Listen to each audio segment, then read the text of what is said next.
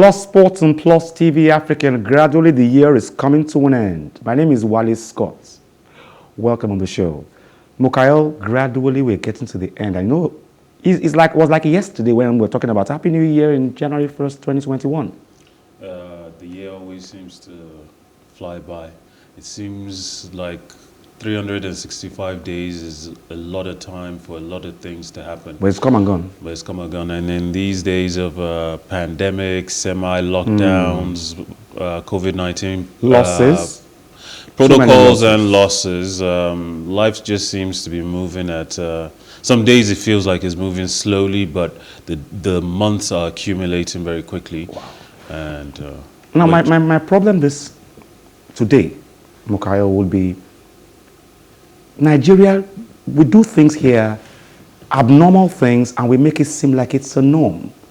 I'll read the story to you first, and then I'll come back to what I mean. The Executive Committee of the Nigeria Football Federation has made a budget proposal of 13 billion for the year 2022. This was made known in a statement by the Communications Department of the NFF. That was yesterday, Wednesday. The Executive Committee, who also announced the financial statements of the Federation for 2021, endorsed the proposal for the appointment of Portuguese Jose Peseiro as the new coach of the Super Eagles, following the termination of the relationship with erstwhile coach Gernot Rohr. Rohr was in charge of the three-time African champions for 64 months and remains Nigeria's longest-serving coach. The Executive Committee also allayed fears over who will be in charge of the Eagles at the 2021 African Cup of Nations in Cameroon, stating that interim coach Austin Eguavoen would lead the team with Peseiro playing an observatory role with the team. Nigeria battled Egypt, Sudan, and Guinea-Bissau in Group D. They kick off their campaign against the Pharaohs on January 11th at the Rumde Aja Stadium in Garoua before taking on Sudan 4 days later. Their final group game is against Guinea-Bissau on January 19th in Garoua. Let me leave Peseiro first. Let's come to the fact that next year is only an African Nations Cup year. It's not a World Cup year. What do the NFF intend to do with 13 billion naira for that year? 13 billion. The World Cup is... How many competitions are in next year? The World Cup is in next year, November. Obviously, the nations, the African Cup of Nations, and any sort of friendlies that we can arrange. And certainly, every year, every single year, facilities get downgraded. So you have to constantly improve upon it. And this year we've seen... But in Nigeria, you and I know that, unfortunately, we're hearing them touting them, let them go and train in Oka, let them go and train in Kiniko. Mukael, I can bet with you right now that Nigeria, somebody somewhere will want to make money somehow and will say, okay, Portugal or Austria or Australia have the same weather with Cameroon at that time of the year, and they end up going there just so they can make money. Yes, football is a sport, whether football is a business, and whether the means by which the organizers and their partners make money is legitimate or not, financial concerns are the major factor behind every decision that is made, at least at the administrative level. Why is nobody talking about this? Every time you qualify for a competition, like for example the Nations Cup, CAF gives you some money. Every time you qualify for the World Cup, FIFA gives you some money. Yes. Where nobody discusses those monies. Well, it's not that nobody discusses it. The problem is that okay, there's this saying, who watches the watchers? These administrators are there to maintain order, to regulate and keep the sport ticking on, and to ensure that we continue to get the benefit of our money, the benefit of our viewing experience as fans. But who watches them? The Ministry of Sports. We journalists, we try. Yes, we try our best. But when we scream at the top of our voices or the top of our lungs, we're screaming on top of mountains. Who is listening? Who is in a position with the power to effect change? And are they listening to us? We're talking plenty, but we have very little control over what's going on. Yes, of course. Now, let's look at Jose Peseiro. Now, Peseiro, Who is this? As in, what has he done? The only club he has actually ever coached that made sense or that has won laurels in the past few years has always been Al Ahly, an African team. What has he done with Sporting Lisbon, Panathinaikos? He was actually, most of those clubs, he was actually assistant coach there. The only ones he has actually coached, what did they do? Did they win Champions League? What is the pedigree of Jose Peseiro? Who is this man? I think the question we should really be asking is, are we worthy of getting a coach with a better pedigree? Because these D-list coaches that end up in Africa, end up in Nigeria, these are the markets where they thrive. And with as long as we have administrators like the ones we do currently, the ones who make the decisions and pick the coaches based on whatever suggestions, proposals, reputations that they perceive is decent enough to warrant them even being in the conversation. My question would be, I seem like the guy who's always sounding like a broken record, but I won't stop talking. The last time we won the Nations Cup was under late Stephen Keshi, who is a Nigerian. Gernot Rohr was with us for 64 months. The longest serving coach ever. And he won nothing. He has never won the Nations Cup. And so why not leave Eguavoen in? Let's give it a try again. Stephen Keshi came in Nigeria and people complained and said, no, get a foreign coach. And Stephen Keshi conveniently won the Nations Cup. Well, and that's the last time he won it. Stephen Keshi applied for the job. He was a manager in waiting.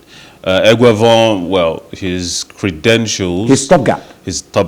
He's not really been pushing for the job in the first place. He's not really been pushing with a tactical vision for the future of the country. I don't see Eguavoen as a manager who wants to manage Nigeria, who wants to improve if we look at the past legends, I'm sure we can find plenty of them. Even Sam Sojo is probably a more qualified coach to take up... On paper, that is. Yes, on paper. But Eguavoen is less so. And as much as we do want a legend or a local-based manager to take over because they know the teams, they know the pedigree, and at the very least, they know what the expectations are. They know what we've done in the past, what we're capable now, what can still be done in the future. But unfortunately, a lot of these coaches aren't stepping up. A lot of them aren't in positions to get the opportunity to be even considered in the conversation. And there is a gloss that exists with foreign coaches. Even amongst everyday Nigerians, there is a gloss. You see a white man, you see a Portuguese, you see a German, a Francophone. You think perhaps he's coached in Europe, and those are the places where we believe the best football in the world is being played. Even if they've only coached at B, Serie A, B, League 2, you'd still expect that these people understand a way to improve our technical prowess within our football, our tactical organization, and improve the overall mentality, at least to aspire and inspire the players to live up to the reputation that we expect of them. So hopefully the government will insist that Peseiro works with some,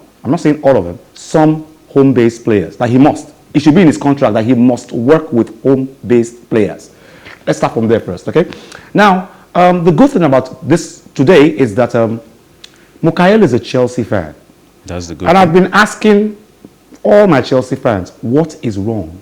So since he's a Chelsea fan, maybe he'll explain to us a little. Something is wrong. Chelsea head coach Thomas Tuchel was left frustrated as his side were held to a 1-1 draw with Brighton yesterday. The Blues boss was infuriated. The decision not to award Chelsea a penalty after Christian Pulisic went down under a challenge from Brighton's Joel Veltman. Now, Tuchel also called VAR a joke for not interviewing where Mason Mount appeared to put Chelsea 2-0 up, and he questioned referee Mike Dean for blowing the whistle before the ball had crossed the line. Having picked up just 17 points from a possible 30 in their last 10 games, Chelsea are now second with 42 points, 8 behind league leaders Manchester City. List of complaints from Tuchel. First of all, he says COVID. Then he says injuries. True that. At a point, Chelsea had 9 players out. He blames Mike Dean, the referee. He blames VAR. He calls it a joke. But the question I'm asking is, as a Chelsea fan and a sports analyst, what is the problem? They had no business losing that match, drawing that match yesterday. For the sake of just what happened in the match, I agree completely with Tuchel. The night just wasn't theirs. They had plenty of opportunities and many calls went against them when they didn't need to. The referee was overly vigilant in his attempts to control the game. And a lot of things that should have been let go weren't. But overall, the Chelsea team, as I see it now, Tuchel has mentioned the injuries, mentioned the COVID-19 situation. All of these are valid reasons. I wouldn't call them excuse for why Chelsea are struggling right now. The biggest, strongest part of Chelsea's squad is their midfield. They have plenty of numbers in midfield, and yet over half of them are out or just coming back.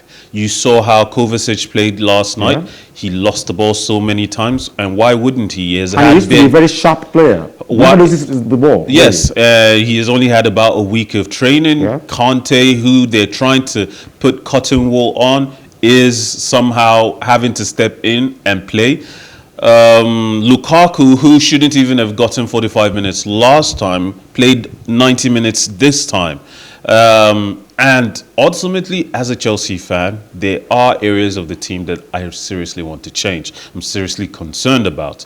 Chilwell is out for the rest of the season. You're stuck with Alonso as the most recognizable left back. And if he gets injured now, something goes wrong. Aside from that, even when he's on the team roster, when he's on the field, I feel like he's going to be the reason we lose the game. He's terrible at defending. He gets into positions that creates problem for attackers who should be in those positions. And oftentimes, he's so slow that when he's trying to catch up, he's oftentimes left behind. His positioning is terrible. I guess it's Chelsea's turn now. Because on a lighter note, though, a few years ago when Man U has a match and Mike Dean is the referee, you are sure as a Man U fan they're either going to lose that game or they're going to get a draw. Chelsea have had plenty of run-ins with Mike Dean, even in the Champions League. And I will say one thing.